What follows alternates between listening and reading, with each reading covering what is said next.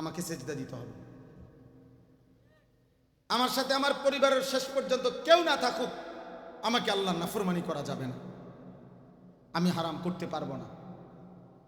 এই প্রথম আমি ব্যক্তি, আমার ঈমান আমলের হেফাজত করা আমার দায়িত্ব। কি বলেন? 2, আমি একজন অভিভাবক। পুরুষ মাত্র, আমি একজন কি? অভিভাবক। অভিভাবক, আমার অধীনে যারা আছে তাদের ঈমান আমলের হেফাজত আমার দায়িত্ব। ধরে নেন আমি আমারটা বলি, আপনি তাহলে বুঝতে সুবিধা হবে। আমার নাম আনিসুর রহমান, আমার স্ত্রী আছে একজন, তাহলে আমি তার অভিভাবক। 2, আমার 4টা ছেলে মেয়ে আছে, আমি তাদের অভিভাবক। 3, আমার গাড়িতে আমার একজন ড্রাইভার আছে, একজন খাদেম আছে, আমার একটা ছেলে আছে হাফেজ, ও আমার কাছে থাকে, সাথে থাকে এই গাড়িতে, তাহলে ও আমার এই 2 জনের অভিভাবক, আমি ওদের জিম্মাদার। আমার একটা ছোট মাদ্রাসা আছে কুমিল্লা ক্যান্টনমেন্ট ময়নামতি সাহেবের বাজার, ওই মাদ্রাসায় 34 জন শিক্ষক কর্মচারী স্টাফ আছে, আমি তাদের অভিভাবক। 500 জন মানে 494 জন ছাত্র আছে আমার ওই মাদ্রাসায়, আমি তাদের অভিভাবক। এই মানুষগুলোর ঈমান আমল আখিরাত চরিত্র নামাজ রোজা বন্দিগির শতভাগ নজরদারি করা, খোদার কসম এটা আমার দায়িত্ব। এবার আমনেরটা আমনে যার যারটা যার যে হিসাব করে, যার অধীনে যে আছে, আমি আমারটা বললাম, বুঝেন নাই হিসাব? অকুল্লুকুম মাসউলুন আন রাইয়াতিহি। নবী সাল্লাল্লাহু আলাইহি সাল্লাম বলেছে, তোমরা প্রত্যেকেই নিজ নিজ অধীনস্থদের ব্যাপারে আল্লাহ তাআলার কাছে জিজ্ঞাসিত হবে। তাহলে খামখেয়ালি করেন, হুজুর বিদেশ যাব বলছে, বিদেশ পাঠাইছি, বিয়া করব কইছে, বিয়া করাই দিছি, বিল্ডিং করে দিছি, নিজে দাঁড়ানো থাইকা 60 ডলার দিন হুজুর, সারাটা দিন কষ্ট করছি হুজুর, বিশ্বাস করেন নিজে হিসাব রাখছি, 4টা সুরকি, একটা সিমেন্ট, একটা বালু, হ্যাঁ, সকালবেলা নিজে ইটের গাঁথনির মধ্যে নিজে পানি ডালছি, ট্যাপ দিয়ে দিয়া পানি দিছি, এইভাবে গড়টা করছি। এরপরে খাট পালং সোফা ফার্নিচার ফ্রিজ আলমারি কাচের প্লেট নুনের বাটি সব কিনে দিছি, পুরা সংসার সাজাইয়া দিলাম। এইবার ওদের আল্লাহ খোদা নামাজ রোজা, ওদের পাক নাফাক হালাল হারাম জায়েজ না জায়েজ, ওদের ইবাদত আমল, এটা ওদের দায়িত্ব, ওদের হাতে ওদেরটা ছেড়ে দিলাম। আল্লাহর কসম, কোন মুসলমান পুরুষ এই কথা বললে কবরের আযাব থেকে মাফ পাবেন না, জাহান্নামের আযাব থেকে মাফ পাবেন না মুসলমান। কবরে খাটের হিসাব দিবেন না, সেজদার হিসাব দিবেন, সেজদার। স্ত্রী সন্তানের ইবাদতের হিসাব দেন, স্ত্রী সন্তানের আমলের হিসাব দেন, স্ত্রী সন্তানের বন্দিগির হিসাব দিবেন। এই হলো দ্বিতীয় দায়িত্ব। তৃতীয় হলো, আমি পুরুষ, আমি একজন উপার্জনকারী, আমি একজন কি? রোজগার করি। পুরুষ মাত্রই কি করে? উপার্জন করে কিছু না কিছু, চাকরি, ব্যবসা, ক্ষেত খামার, দেশ বিদেশ যেমনি হোক, উনি কোনো না কোনো রোজগার করে, এবং রোজগার করা এটা পুরুষের প্রতি আল্লাহর আদেশ। পুরুষের প্রতি উপার্জন করার আদেশ কে করেছেন? আর নারীর প্রতি উপার্জন করার আদেশ করছে ইউরোপ। বেঈমান বেঈমান সমস্ত ইহুদি খ্রিস্টান মুশরিক মুরতাদ বেঈমানরা বলছে নারীদেরকে, তোমরা উপার্জন করো, তোমার স্বামীর কোটি টাকা থাকুক না হইবে না, তুমি নিজের পায়ে দাঁড়াও, তুমি নিজের পায়ে দাঁড়াই, প্রয়োজনে ছাদে দাঁড়াইবে, সবাই যাতে দেখে, প্রয়োজনে অটো রুফে দাঁড়াইবে। হ্যাঁ, এটা ইউরোপের কথা, আল্লাহর দ্বীন বলে নাই। আল্লাহর দ্বীন বলছে পুরুষকে উপার্জন করতে। কাকে? ফান্তাশিরু ফিল আরদ ওয়াবতাগু মিন ফাদলিল্লাহ। আল্লাহ বলছে জমিনে ছড়িয়ে পড়ো পুরুষ, আল্লাহর দেওয়া রিজিক তালাশ করো। আর নারীকে বলছে ওয়াকারনা ফি বুয়ুতিকুন্না, তুমি ঘরে অবস্থান করো, তুমি ঘর সামলাও, পুরুষ বাহির সামলাবে, মিলেমিশে সংসারটা সুন্দর চলবে, সংসারটা সুন্দর চলবে। যাই হোক, এটা ভিন্ন বিষয়। তাইলে আমি একজন উপার্জনকারী, অতএব এবার আমার দায়িত্ব এটা, আমি পুরুষ উপার্জনকারী হিসাবে আমার দায়িত্ব দুইটা জিনিস খেয়াল রাখা। এক, কাসবে হালাল। দুই, আকলে হালাল। অর্থাৎ আমাকে খেয়াল রাখতে হবে আমার উপার্জনটা যেন হালাল হয়। দুই, আমাকে খেয়াল রাখতে হবে খাবারটা যেন হালাল হয়। কাসবে হালাল, আকলে হালাল। একটা হলো উপার্জনটা যেন কি হয়, হালাল হয়। দুই নাম্বার, খাবারটাও যেন কি হয়, শতভাগ হালাল হারাম মেনে আমাকে চলতে হবে, উপার্জন করতে হবে। প্রত্যেকে নিজ নিজ উপার্জনের কর্মের ক্ষেত্র যেটা, ওইটুকু সম্পর্কে হালাল হারামের বিধান কি এটা জানা ফরজে আইন। ফরজে আইন। আপনি আপনার ব্যবসা সম্পর্কিত হালাল হারাম জেনে নিবেন, আপনার উপরে ফরজে আইন। আমরা এটা ধার ধারি না, আমরা এটা ধার ধারে না। যা পায়, সুদও খায়, হালাল টাকাও খায়, হারামও খায়, ওজনে কমও দেয়, আবার ঠিক মতো বেছে, যেমনি মন চায় এমনি। হালাল হারামের মিশ্রণ, হালাল হারামের মিশ্রণ, এটা আমাদের জন্য আখিরাতে জবাবদিহি করতে হবে। আল্লাহ নবী সাল্লাল্লাহু আলাইহি ওয়াসাল্লাম বলছেন, লা ইয়াদখুলুল জান্নাতা জাসাদুন গুজিয়া বিল হারাম। নবীজি বলছে, দেই দেহ হারামের দ্বারা বেড়ে উঠেছে, রক্ত গোশত, আল্লাহর কসম নবী বলেন ওই দেহ জান্নাতে যাবে না। ভয়ঙ্কর কথা, নাউজুবিল্লাহ। শুধু এদ্দুর না, বিপদের কথা হলো ভাইয়া, যে মানুষটা হারাম রোজগার করে, ওই হারামের সম্পদ দ্বারা তো শুধু সে খায় না, তার এই হারামের টাকা দিয়েই তো তার বিবি বাচ্চা সকলে পরিচালিত হয়। তার বিবির পোশাক, বিবির খাবার, ছেলে মেয়ের খাবার, সব কিছু তো সে এই সুদের টাকা, এই কিস্তির টাকা, এই লোনের টাকা, এই ওজনে কম দেওয়া টাকা, এই 2 নম্বরই 6 নম্বরই টাকা, এই সিটারি বাটপারির টাকা দিয়া তো পুরা ফ্যামিলি চালায়। এই জন্য পুরা ফ্যামিলি তো বেড়ে উঠতেছে এই হারামের দ্বারা। মুহাদ্দিসিনে কেরাম, উলামায়ে কেরাম বলে, এই লোক নাফরমান, নিজেরও জাহান্নামের জন্য রেডি করছে, পুরা ফ্যামিলিকেও জাহান্নামের জন্য রেডি করছে। হ্যাঁ, এটাই কথা। নবী সাল্লাল্লাহু আলাইহি ওয়াসাল্লাম বলেন, হারামখোর যদি কাবার গিলাফ ধরেও দোয়া করে, কাবা শরীফের গিলাফ, কাবা শরীফ যদি মাথাত তুললেও দোয়া করে, তার দোয়া কবুল হবে না, হবে না, হবে না, হবে না। দৈন্তান্ন কান না, কোনো মর্দিনান্ন না, আবার দৈন্তান্ন।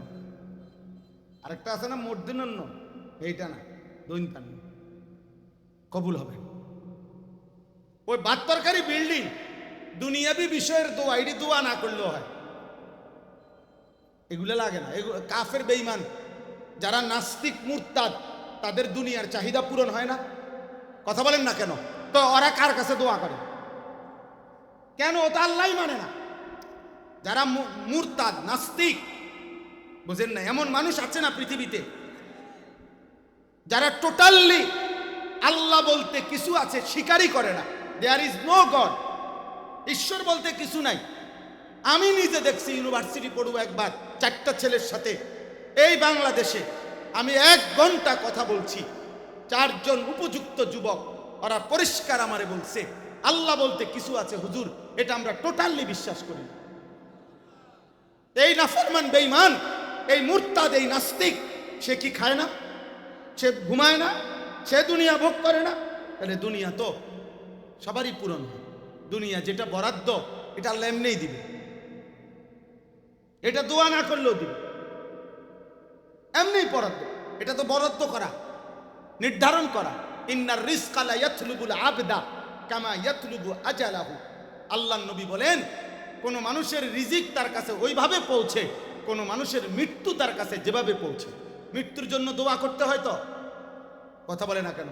আল্লাহ আল্লাহ, অনেক দিন হইছে মরি না, কত মানুষ চোখের সামনে মরতেছে, আল্লাহ কি হইল, বিষয়টা কি তা, আমি কা মরি না, মরে না, হবে না। এটা এটা কেউ দোয়া করতে হয়? মৃত্যু তাকে নিজেই তালাশ করে নেয়। খোদার কসম নবী বলছে, রিজিক তাকে এভাবে তালাশ করে নেয়। আল্লাহ নবী বলছে, ওয়াল্লাহি লা ইয়ামুতা নাফসান হাত্তা তাস্তাকমিলা রিজকাহা।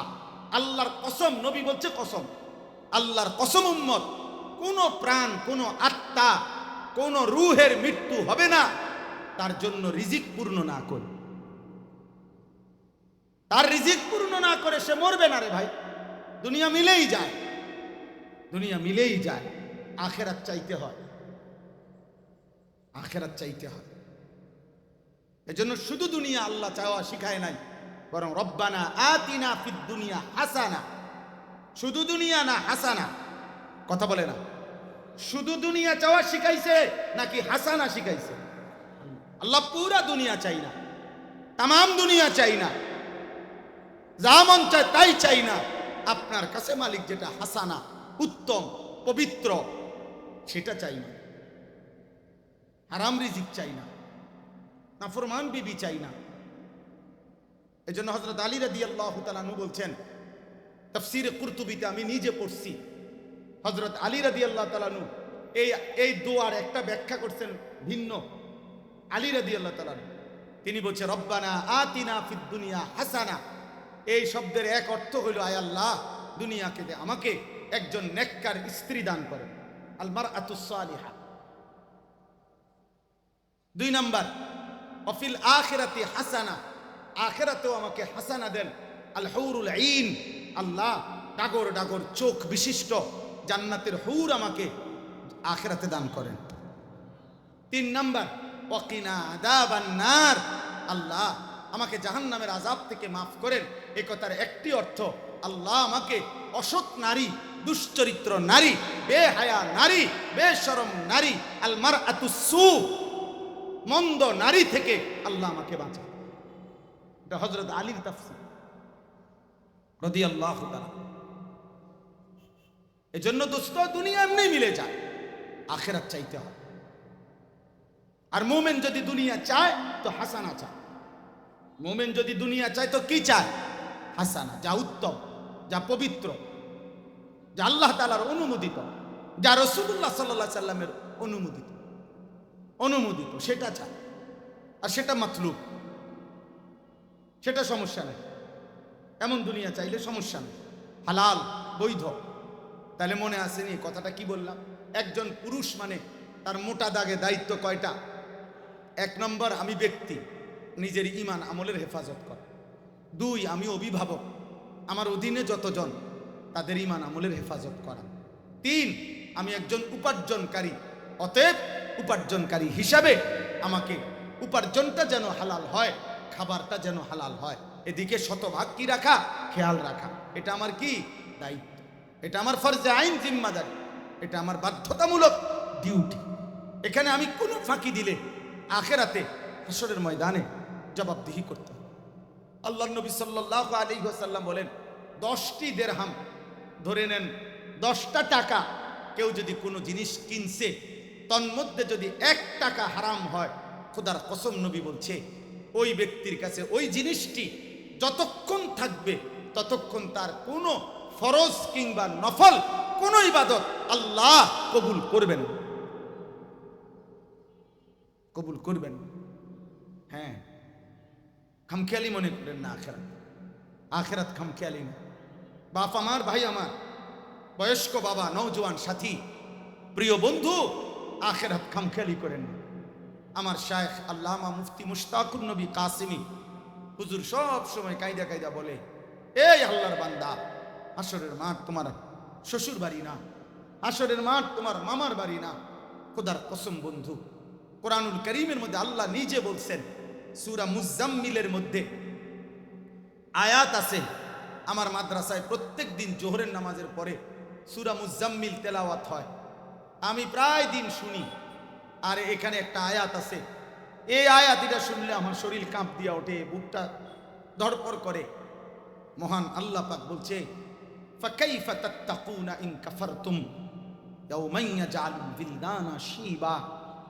আল্লাহ বলছে, এই আমার বান্দা, এই যে তুমি আমার দিবানিশি নাফরমানি করছো, চুরি ডাকাতি জিনা ব্যভিচার মদ জুয়া সুদ ঘুষ গান বাদ্য, এই হারাম অশ্লীলতা বেহায়াপনা কুফর শিরিক আমার নাফরমানি করে যাচ্ছ বান্দা, ফাকাইফা তাত্তাকুনা, ওই আখিরাতের দিন তুমি কেমনে বাঁচবা বান্দা, যেদিন একদিন ইয়াউমান, একদিন হাসরের ময়দানের, খোদার কসম ভাই, মহান আল্লাহ বলছে আমার বান্দা একদিনের দুঃখ কষ্ট আর পেরেশানিতে ইয়াজালুল বিলদানা শিবা, হাসরের ময়দানের একদিনের কষ্টে পেরেশানি আর যন্ত্রণায় কোলের বাচ্চা আল্লাহ বলছে বুড়া হয়ে যাবে, বুড়া হয়ে যাবে, বুড়া হয়ে যাবে, একদিনে বুড়া হয়ে যাবে।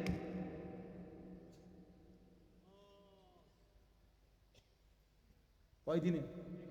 এক।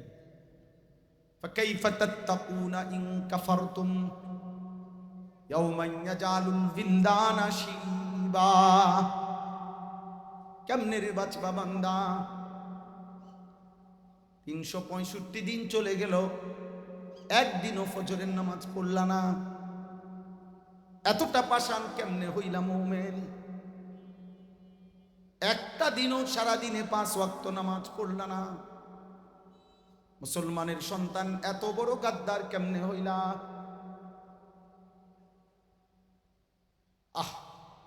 10 টাকার কৃতজ্ঞতার জন্য তো মানুষ, আরে মানুষ তো শুধু একটু, ভাই এই দোকানটা কোন দিকে, যে এই দোকানটা, আচ্ছা থ্যাংক ইউ, এই কত উপকার করলেও তো মানুষ থ্যাংক ইউ দেয়, ধন্যবাদ জানায়।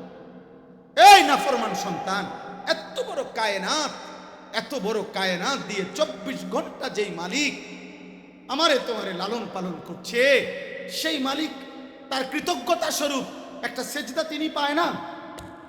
তাহলে আজকের সারা দিনে ফজর, জোহর, এশা, আসর, মাগরিব, এশা 5 ওয়াক্ত নামাজ যারা পড়লা না, কেমনে ঘুমাইবা বাপ? বলো না আমার আব্বা, কেমনে ঘুমাইবা? এই ঘুম যদি আর না ভাঙে, এই রাত যদি আর বোর না হয়, নারী দেখতে দেখতে, অস্থির ছবি দেখতে দেখতে, উলঙ্গ দৃশ্য দেখতে দেখতে তোমরা যারা কিশোর যুবক রাত 2টা 3টা পর্যন্ত এই ছবি আর নারী আর অস্থির দৃশ্য দেখতে দেখতে, হারাম কল্পনা করতে করতে নিজের শরীর বীর্যপাত করে নষ্ট করে ফেলছো, নাপাক করে ফেলছো, নিজের হাত নিজের লজ্জাস্থানে নাপাক ব্যবহার করে নিজেকে অপবিত্র বানায় ফেলছো। এই নাফরমান, নিজের হাতকেও যদি কেউ লজ্জাস্থানে নাপাক ব্যবহার করে, সে তো জিনাকার, সে তো ব্যভিচারী। নাকিহুল ইয়াদে মালউনুন, নবীজি বলছে নিজের হাত নাপাক ব্যবহারকারী সে হচ্ছে মালউন, অভিশপ্ত, তার উপরে লানত, লানত, লানত। নবী বলছে লানত। এই লানতের যোগ্য হয়ে, ব্যভিচারী হয়ে আল্লাহর নবী বলছে লা ইয়াজনি জানি হিনা ইয়াজনি আহুয়া মুমিন। নবীজি বলছে যে জিনা করে, যে জিনা করে সে মুমিন থাকে না, মুমিন থাকে না, মুমিন থাকে না। আমার নওজোয়ান যদি এই রাত, এই বেহায়া, এই অবস্থায়, হারাম বীর্যপাত অবস্থায় আর যদি ঘুম না ভাঙে, আমি এর চাইতে খোলামেলা আর বলতে পারলাম না বাপ। আমি যদি একলা পাইতাম তোমগরে কইতাম। মনে তো অনেক আলেম, শ্রদ্ধেয় মুরব্বী, ওলামা, বয়স্ক বাপ চাষা আছে, এর লেগে আর পারলাম না কইতে।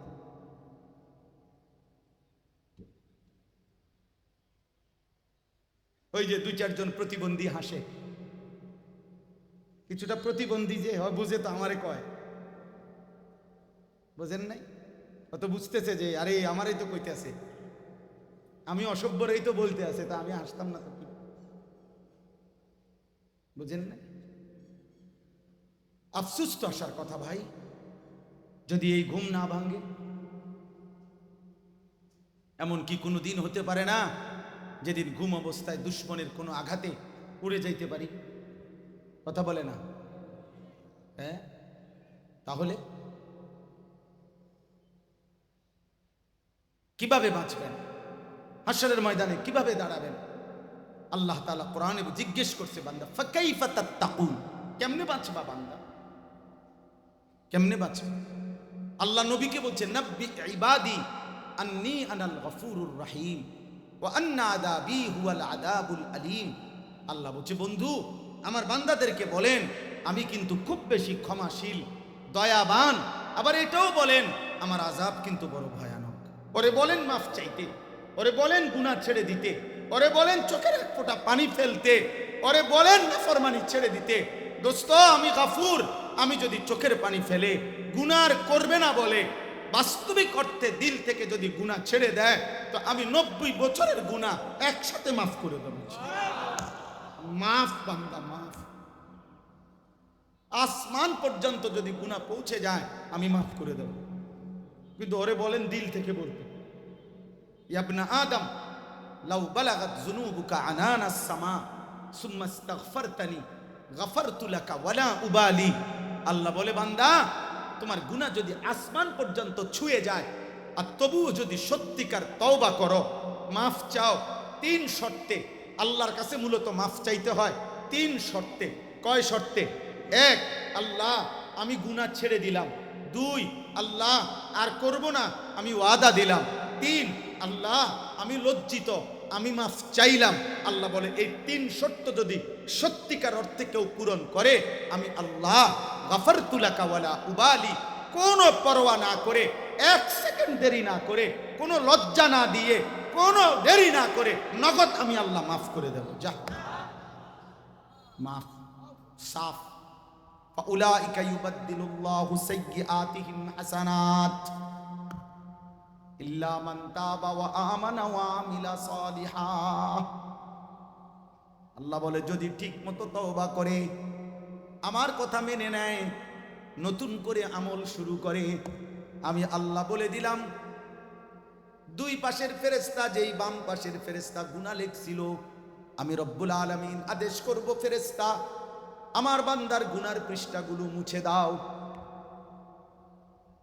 ফেরেশতা গুনার পৃষ্ঠাগুলো মুছে দিবে। মুছে দেবার পরে ফেরেশতা বলবে রব্বুল আলামিন খালি সাদা পৃষ্ঠাগুলো দিয়ে এখন কি করব? এখন তো চলতেছে 2025, গুনাহ তো এগুলা 2022-এর, তাহলে ওই পৃষ্ঠায় কি 25 সালের রিপোর্ট আবার লিখবো নাকি? তাইলেও তো হবে না, আবার খালি পৃষ্ঠা সাদা রেখে যাব নাকি? রব্বুল আলামিন বলে না ফেরেশতা, আমার বান্দা তো খালেস তওবা করেছে, চোখের পানি ফেলেছে, পিছনের এই খালি পাতাগুলো সবগুলোর মধ্যে নেকি দিয়ে পূর্ণ করে দাও। ফাউলাইকা ইউবাদদিলুল্লাহু সাইয়্যাতিহিম হাসানাত। এজন্য নওজোয়ান গুনাহ ছেড়ে দাও। দোস্ত আমার, বন্ধু আমার, আল্লাহকে সেজদা করো। এত বড় গাদ্দারি কইরো না বাপ, এমন মালিকের নাফরমানি করো না, ওই মালিকের সাথে পারবা না। এমন আল্লাহর সাথে গাদ্দারি করে টিকবা না রে বাপ। এটা কোনো দল না, পার্টি না, এটা কোনো সামান্য ক্ষমতার কোনো মালিক না, এটা গোটা কায়নাতের মালিক যিনি, তিনি আল্লাহ। পারতা না ওনার সাথে কুলাইতা না, উনি মেরে লেব। উনি বলছে ওয়া আন্না আযাবি হুয়াল আযাবুল আলীম। আল্লাহ বলছে বান্দা, বন্ধু বলেন, পরে বলেন আমি বলছি মাফ করে দেব, কিন্তু মাফ না চাইলে, গুনাহ চালু রাখলে আমার আযাব কিন্তু বড় ভয়ানক, আমার জাহান্নাম কিন্তু বড় মারাত্মক। কুল্লামা আরাদু আন ইয়াখরুজু মিনহা উঈদু ফিহা। জাহান্নামের আগুন শুধু আগুন জ্বলে না, জাহান্নামের আগুন খোদার কসম আটলান্টিক মহাসাগরের ঢেউ যেমন উথাল পাতাল করে, ঢেউর পানি, আল্লাহর কসম কোরআনের বর্ণনা হলো জাহান্নামের আগুন এরকম ঢেউয়ের মতো উথাল পাতাল খাবে। আর ওই নাফরমান আগুনের সাগরে সাঁতার কাটতে কাটতে যখন এরকম পারে আসবে উঠবার জন্য, তো উঈদু ফিহা, ফেরেশতা আবার একটা লাথি মাইরা জাহান্নামে ফেলে দিবে। যা বেঈমান, তুমি মামুলি মনে করো না। তালফাহু বুজুহাহুমুন নার ওয়া হুম ফিহা কালিহুন। আল্লাহ কোরআনে বলছে বান্দা মনে রেখো, তোমার শরীরটা জাহান্নামের আগুনের মধ্যে তেলাপিয়া মাছ যেভাবে ভাজি করে, এক পিঠের মধ্যে কই মাছ যেমনে ভাজি করে মহিলারা, এক পিঠের মধ্যে তেলে রাইখা গরম তেলে যেরকম চামচ দিয়া চাপ দিয়া ধরে, এটা ভালো করে পুরা সারলে এরপরে আরেক পিঠ উল্টাইয়া আবার চাপ দেয়। আল্লাহ বলছে তালফাহু বুজুহাহুমুন নার, নাফরমান বেঈমান, তোর 2 গাল জাহান্নামের আগুনে এরকম চাপ দিয়া দিয়া পোড়ানো হবে। মাতবুরি মনে করছেন? হ্যাঁ, আল্লাহ তাআলা কয়টা ভাত খাইতে দিছে আর পেশাব পায়খানা করতে দিছে, সামান্য দুনিয়া ভোগ করতেছেন, এজন্য অহংকার করছেন না? বলো ছেলেরা, কারে জিজ্ঞাসা করে চুল রাখছো? বলো আব্বা, তুমি মুসলমান না? এক ওয়াক্ত নামাজ পড়ো না, কি ব্যাপার? দিন নাই রাত নাই, সারাদিন নারীর ছবি দেখো। এই হাইওয়ান, কত নারী দরকার তোর? এই বেহায়া, কত নারী